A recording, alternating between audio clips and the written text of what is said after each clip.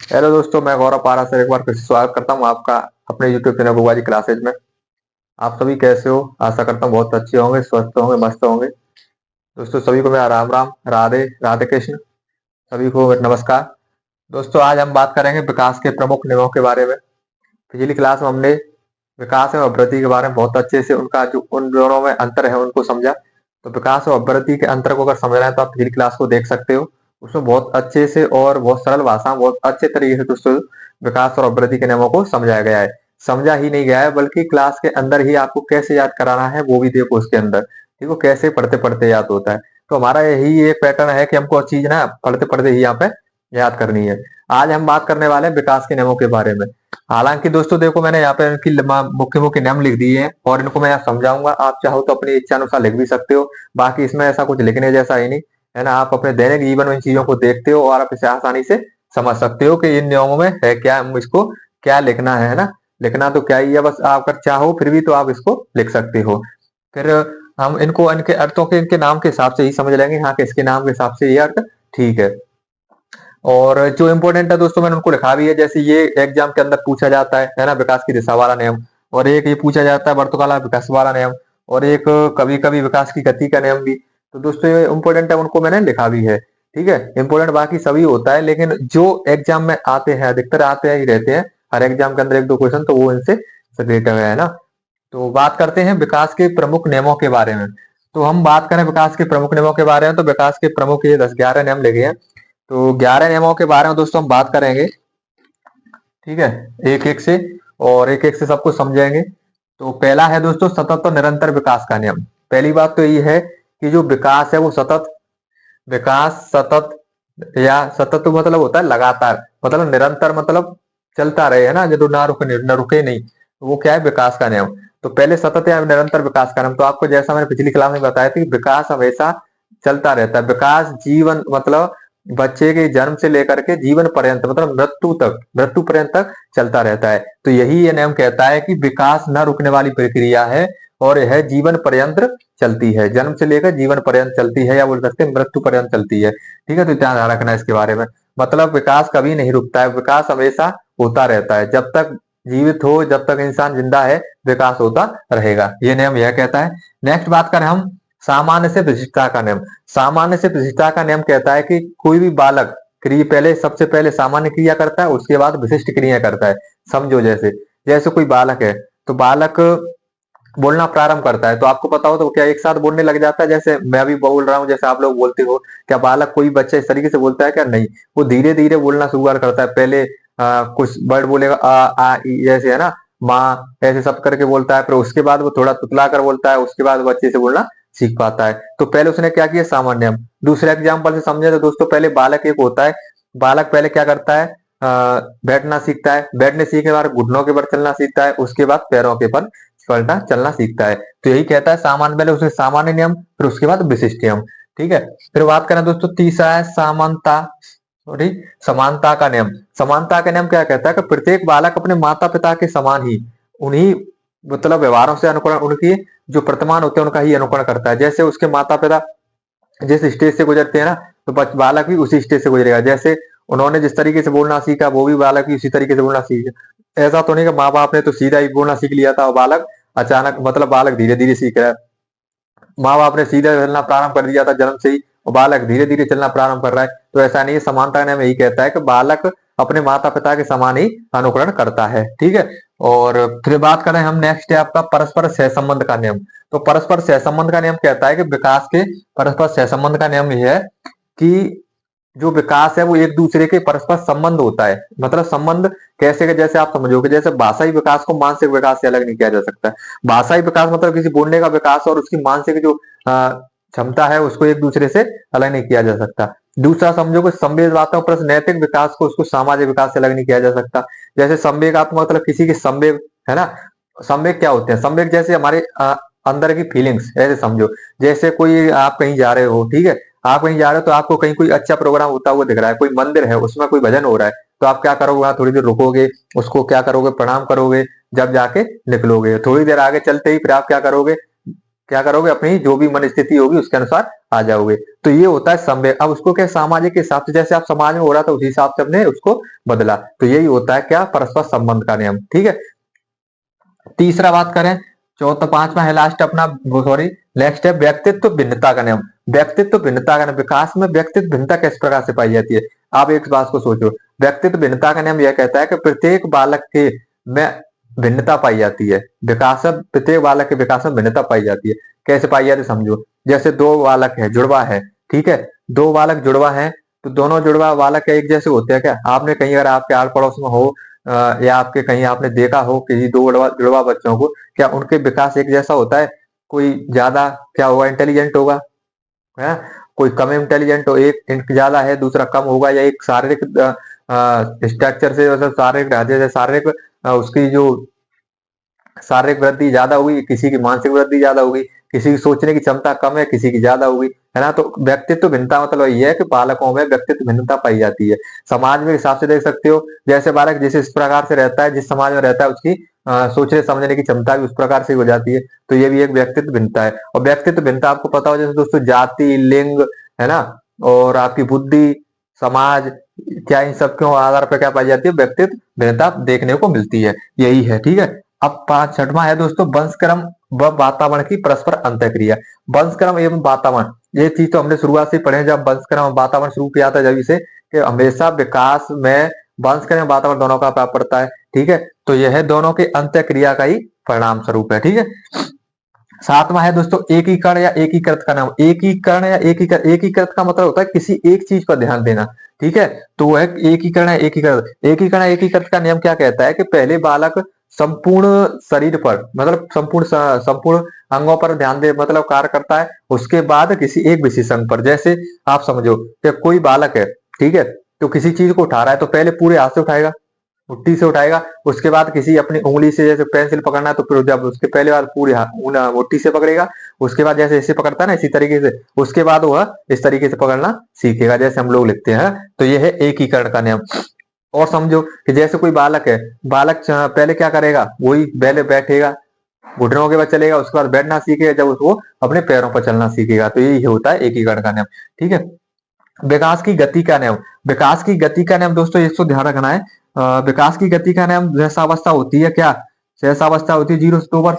ठीक है, 0 से 2 वर्ष, और ये होती है 2 से 6 वर्ष बाल अवस्था। और किशोरावस्था, ये ध्यान रखना है। तो दोस्तों 6 से 12 वर्ष, और ये 6 से 12 वर्ष, 13 से 18 वर्ष, है ना, तो ध्यान रखना है। तो सहस अवस्था में जो मतलब विकास होता है तीव्र गति से होता है, बाल अवस्था में थोड़ा स्लो हो जाता है। मंद का मतलब होता है स्लो, मतलब धीमा। और उसके बाद किशोरावस्था, किशोरावस्था फिर से शुरू हो जाता है, तेज हो जाता है। ठीक है, तो ध्यान रखना है। तो बाल अवस्था में विकास की गति किस अवस्था में मंद होती है, तो बाल अवस्था में मंद होती है, ये चीज ध्यान रखना है। ठीक है। भविष्यवाणी की पूर्वानुमान, भविष्यवाणी या पूर्वानुमान, ये ध्यान रखना है कि विकास का हम पूर्वानुमान कर सकते हैं, भविष्यवाणी कर सकते हैं। हमने पिछली क्लास में देखा था कैसे, जैसे कोई बालक है, ठीक है, मैंने वो जैसे कल भी बताया था, वही आज एग्जाम्पल देखते हैं कि कोई बालक है, किसी परीक्षा में बार बार अच्छे अंक ला रहा है, तो आप उसकी भविष्यवाणी कर सकते हो कि यह एक मतलब ऐसे ही अगर लाता रहा, अगर ऐसे ही पढ़ता रहा, तो ये क्या है, पास हो जाएगा। तो हमने क्या की, उसका भविष्यवाणी कर दी, है ना, पूर्वानुमान। उसके जो प्रतिक्रिया थी, जो उसकी पूर्ववर्ती क्रिया थी, उसके ऊपर उसकी परवर्ती क्रिया क्या हमने क्या कर दिया, अनुमान करके पूर्वानुमान कर दिया। पूर्वानुमान होता है किसी कार्य को होने से पहले उसका पूर्वानुमान लगा लेना।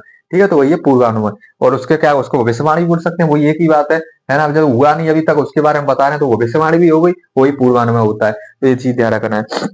वर्ताकुल ये क्या है, वर्तुलाकार विकास का नाम। इंपॉर्टेंट है दोस्तों, इंपॉर्टेंट ही नहीं, वेरी इंपॉर्टेंट है, ध्यान रखना। ठीक है, एग्जाम के अंदर पूछा जाता है, विकास रेखीय या लंबवत ना होकर वर्तुलाकार होता है। एक चीज ध्यान रखना दोस्तों, ये इंपॉर्टेंट, वेरी इंपॉर्टेंट है। आप एक चीज बताओ, विकास का नियम, विकास रेखीय लंबवत ना होकर वर्तुलाकार होता है। विकास हमेशा वर्तुलाकार होता है। जैसे मैं बताऊं, जैसे आपने देखा स्पाइरल वाला जो रजिस्टर आता है ना, तो क्या होता है ना, उस तरीके से, जैसे वर्तावरण मतलब इस तरीके से चलता है। ठीक है, इस तरीके से होता है विकास, है ना। तो ये लंबवत और रेखीय ना होकर वर्तुलाकार होता है। अब क्वेश्चन कैसे आता है कि विकास की गति होती है, तो विकास की गति कैसी होती है, विकास कैसा होता है, रेखीय होता है, लंबवत होता है, रेखीय या लंबवत होता है, या वर्तुलाकार होता है। ठीक है, तो आपको ध्यान रखना है, क्वेश्चन बहुत पूछा जाता है। तो विकास का नियम कैसा है, वर्तुलाकार है।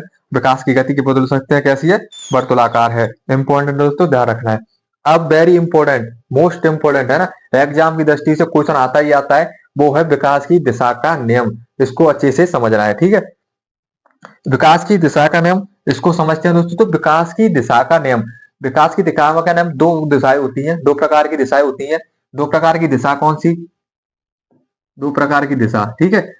कौन सी होती है, तो मस्तकादुमुखी, एक होती है केंद्र सिराभिमुखी। अब देखो के मस्तकादुमुखी, जिसको हम बोलते हैं सेप्लोफेडल, इंग्लिश में बात की जाए तो क्या बोलते हैं, सेप्लोफेडल, और इसको बोलते हैं प्रॉक्सिमोडिस्टल। ये दोनों वर्ड दोस्त इंपॉर्टेंट रखने, याद रखना, आजकल इनसे ही पूछा जाता है क्वेश्चन, है ना, क्योंकि ये तो लगो लगो सीधा सा पड़ जाता है, याद भी हो जाता है।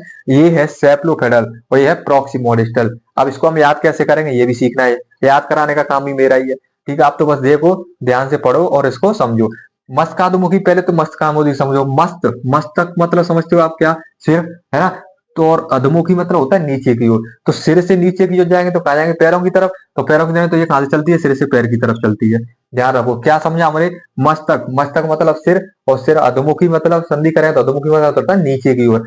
तो सिर से पैर के नीचे की ओर जाएंगे तो कहां जाएंगे, पैर की ओर। तो ये चलती है सिर से पैर की ओर। अब इसको हम, सिर से कहां ऊपर होता है या पैर ऊपर होते हैं, सिर ऊपर होता है ना, तो इसको हम वैसे ही बोल सकते हैं, ऊपर से नीचे की ओर, बात एक ही है। अब इसको इंग्लिश वाले से कैसे याद करेंगे, तो स फोर सिर क्या होता है, स फोर सिर, स शब्द को पकड़ो यहां से, आपको क्या पकड़ना है, यहां से स। तो स फोर क्या होता है, स फोर क्या होता है, बताओ जल्दी, स फोर सिर होगा कि नहीं हुआ। तो स फोर सिर होगा, तो हमें ध्यान रखना है कि अगर पूछे कि सिर से पैर की ओर चलने वाली अवस्था है प्रॉक्सिमोडिस्टल, सेप्लोफोडल, या ये कौन सी, दोनों, या इनमें से कोई नहीं। तो इस तरीके से ध्यान रखना, स से आपको ध्यान रखना कि सिर से पैर की ओर, है ना। तो ये ध्यान रखना। अब दूसरा प्रॉक्सिमोडिस्टल, अब जब ये सिर से पैर की ओर हो गया तो दूसरा आपको ध्यान हो जाएगा प्रॉक्सिमोडिस्टल। मोडिस्टल मतलब मोड, बस मोडिस्टल से ध्यान रखना, मिडल, मिडल ध्यान रखोगे तो मिडल, तो मिडल से आप ध्यान रखोगे, मिडल मतलब मध्य में, मध्य मतलब केंद्र में। और केंद्र का मतलब क्या हो जाएगा, केंद्र सिरामुखी। और ये केंद्र कहाँ होता है, केंद्र से कहाँ जाओगे, पर जैसे ये केंद्र है, ठीक है, किसी वृत्त का ये केंद्र है ना। और केंद्र वृत्तामुख वर्तुलाकार होता है, तो ये क्या, वृत्त का केंद्र, और केंद्र से कहा जाओगे परिधि। ये क्या होती है, जो ये बाहर में जो आवरण होता है, ये क्या होता है, परिधि होती है। तो केंद्र से कहाँ चलता है, ये परिधि की ओर चलता है, ठीक है। या बोल सकते हैं अंदर से बाहर की ओर। अब देखो ये अंदर ही तो होता है, केंद्र कहाँ होता है, अंदर होता है, तो अंदर से बाहर की ओर भी चलता है। तो इसे हम बोल सकते हैं अंदर से बाहर की ओर, ये ध्यान रखना, ठीक है। अब देखो मस्तकाधमुखी को समझो। मस्तकाधमुखी सेप्लोफेडल, सिर से पैर की ओर, स से सिर की ओर, मस्तक से, मस्तक, सप और सिर, और ऊपर, सिर ऊपर होता है तो ऊपर से नीचे की ओर। बात सब एक ही, आसानी से याद हो जाएगा। नेक्स्ट बात, अब जैसे इसका एग्जांपल कि सिर, मुंह, गर्दन, धड़ और पैर, है ना। सबसे पहले बालक क्या करेगा, सिर को लाना करता है, शुरू करता है, उसके बाद मुंह, गर्दन, फिर उसके बाद धड़, जब पैर, है ना, क्या करेगा, पैर। अब देखो क्या समझना है, जैसे कोई बालक है, सबसे पहले करवट लेना सीखता है, उसके बाद बैठना सीखता है, उसके बाद घुटनों के बाद चलना सीखता है, उसके बाद क्या करता है, पैरों पैरों के बाद चलना सीखता है। तो यही कहता है ये नियम वाला, ये नियम तो यह कहता है। और दूसरा कहता है दोस्तों, केंद्र सिरामुखी, प्रॉक्सिमोडिस्टल बोला जाता है। मोडिस्टल को मिडल ध्यान रखेंगे, मतलब केंद्र से परिधि की ओर, ठीक है, अंदर से बाहर की ओर। नेक्स्ट बात, जैसे बालक द्वारा किसी भी वस्तु को पकड़ने के लिए सर्वप्रथम अपनी मुट्ठी का प्रयोग व उसके बाद अंगुलियों का प्रयोग। जैसे कोई बालक, मैंने पहले भी बताया कि क्या करता है, केंद्र की ओर, मतलब पहले केंद्र में पकड़ेगा, केंद्र मतलब मध्य में, ये अपना केंद्र होता है ना, केंद्र होता है ये पूरा। तो इसको पहले केंद्र में पकड़ेगा बालक, इस तरीके से, है ना, मुट्ठी में पकड़ेगा जब, उसके बाद उंगलियों से पकड़ना शुरुआत करेगा, इस तरीके से, ठीक है, इस तरीके से जब पकड़ना शुरुआत करेगा। बालक किसी चीज को पकड़ता ना, तो पहले कैसे पकड़ेगा, इस तरीके से पकड़ेगा। ऐसे पकड़ने के बाद जब वो क्या करेगा, जब धीरे धीरे जा करके क्या करेगा, ऐसे पकड़ना सीख पाएगा। अपने बालक में जैसे सीखा होगा, जैसे हम पढ़ाते हैं बालक को, है ना, सिखाते हैं बचपन से, जब हम लिखना सिखाते हैं तो सबसे पहले बालक कैसे पकड़ता है, इस तरीके से पकड़ता है। लिखेगा तो कैसे लिखेगा, देखो ऐसे लिखेगा, ठीक है, लिखता ही लिखता। फिर उसको हम धीरे धीरे पकड़ के, हाथ पकड़ा पकड़वा के, बेटा ऐसे नहीं, ऐसे, कैसे ऐसे पकड़ना है, जब जाके वो ऐसे पकड़ना सीखता है, जब सही सीख पाता है पकड़ना, ठीक है। तो यही कहता है कौन सा, केंद्र से, तो केंद्र से कहां तक, परिधि की ओर, ठीक है। ये नियम कौन सा कहता है, केंद्र सिराभिमुखी, है ना। तो ये तो मोस्ट इंपोर्टेंट है, most important, very most important, ठीक है, मोस्ट इंपोर्टेंट है। 5 स्टार लगा सकते हो इसे, 5 स्टार मतलब क्वेश्चन आता ही आता है और पूछा भी जाता है, ठीक है। और ये भी इंपॉर्टेंट है, ठीक है, ये भी क्वेश्चन बहुत पूछा जाता है। तो दोनों ही चीजें इसमें इंपॉर्टेंट है। बाकी याद आपको सभी रखना है, ठीक है, सब आसानी समझ में आया होगा। है ना। तो ये ध्यान रखना, मस्तक मतलब क्या होता है, सिर। सिर मतलब सिर, और अधोमुखी मतलब नीचे, और सिर से नीचे की ओर जाएंगे तो पैरों की ओर, तो सिर से पैरों की ओर बोलो, मस्तकाधोमुखी बोलो, या सेप्लोफेडल, सेप्लोफेडल सप और सिर, तो सेप्लोफेडल बोलो, बात एक ही है। ठीक है, तीनों की बात एक ही है। तो ये है दोस्तों क्या, आपका विकास की दिशा का नियम। केंद्र से सिरा की ओर केंद्र को हम क्या बोलेंगे, मॉडिस्टल, मतलब मध्य में। ठीक है, और अंदर से बाहर की ओर या केंद्र से परिधि की ओर। इसको बालक क्या करता है, सबसे पहले वस्तु को अपने केंद्र की ओर, मतलब पहले संपूर्ण हाथ से पकड़ेगा, संपूर्ण मुट्ठी में पकड़ेगा, उसके बाद क्या करेगा, उंगली से पकड़ने का प्रारंभ करेगा। ये है, तो ये पहले सिर, सिर से मुंह, मुंह से गर्दन, धड़, पैर, सिर, मुंह, गर्दन, और उसके बाद धड़, शरीर को हिलाना शुरू करेगा, उसके बाद पैरों को चलाना शुरू करता है। ठीक है, तो ये है दोस्तों क्या, मस्तिष्कामुखी और केंद्रा सिरमुखी। ये है आपके नियम थे विकास के प्रमुख सिद्धांत के नियम। आपको यहाँ छोटी छोटी क्लासों में दोस्तों अच्छे से समझाया जा रहा है, एक एक टॉपिक को, ना कि वर्कलोड नहीं है। आराम से आप 10 से 12 15 मिनट की वीडियो रहती है, आप एक टॉपिक को, एक पॉइंट को, किसी पॉइंट को अच्छे से क्लियर कर सकते हो। अगर आपको कोई समझ में नहीं आई हो तो आप कमेंट भी कर सकते हो, पूछ सकते हो। ठीक है, और अगर आप हमारे चैनल पर नए हो तो चैनल को सब्सक्राइब कर लो, बेल आइकन को ऑन कर लो, जिससे आप इसी तरह की वीडियो को पाने के लिए दोस्तों आप तक सबसे पहले पहुंच सके। तो उसके लिए उस घंटी सी बगल में आती है, उसको क्या करो, ऑन कर लो। ठीक है, और वीडियो को ज्यादा शेयर करो, जिससे कि अपना छोटा सा परिवार बड़ा हो, क्योंकि परिवार में जितने सदस्य होते हैं अच्छा लगता है ना। सब जितने ज्यादा सदस्य होंगे, मिलना मिलना भी, प्रेम भी उतना ही ज्यादा बना रहेगा। तो ये सब क्या है, करो, है ना, और शेयर करो, और वीडियो को सब्सक्राइब करना, कमेंट करना, शेयर करना। आज के लिए यहाँ पे ही समाप्त करते हैं क्लास को। ठीक है, देखते हैं नेक्स्ट क्लास में। आज के लिए धन्यवाद।